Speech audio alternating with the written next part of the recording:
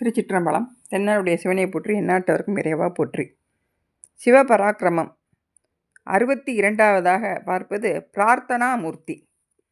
அதாவது தார்காவனத்து முனிவர்கள்லாம் தாங்கள் செய்யக்கூடிய தவமே, அந்த தவமும் யாகமுமே எல்லா பலனையும் கொடுக்கும் அப்படின்னு சொல்லி சிவபெருமான வணங்காமல் இருக்காங்க.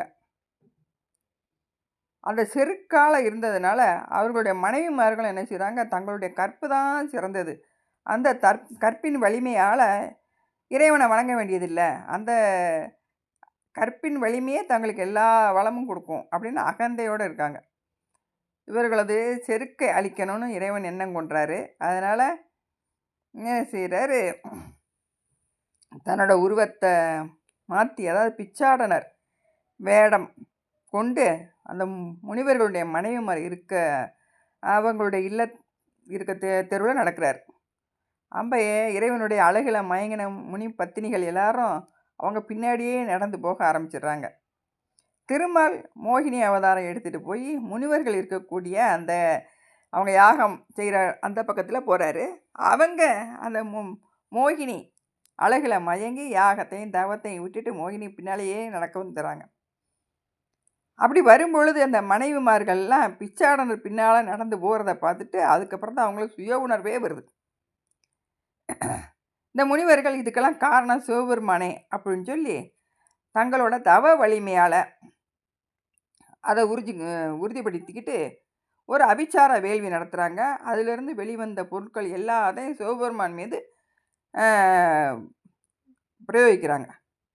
எல்லாத்தையும் பெருமான் அழிச்சிடுறாரு.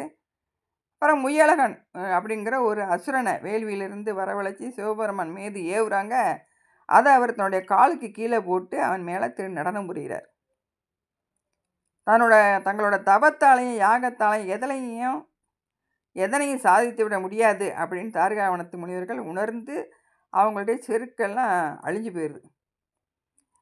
இந்த செய்தியை கேட்ட உமாதேவி, நான் உனக்கு சக்தியாக இருக்கேன், அப்படி இருக்கும்பொழுது என்னையை அழைச்சிட்டு போகாமல் திருமாலை மோகினியாக்கி அழைச்சிட்டு போன காரணம் என்ன அப்படின்னு சொல்லி சிவபெருமானோட ஊடல் கொண்டுடுறாங்க. இந்த சக்தியின் ஊடலுக்கு காரணத்தை அறிஞ்சிக்கிட்ட பெருமான் அதை போக்க நினச்சவர் சக்திகிட்ட போய் சொல்கிறாரு,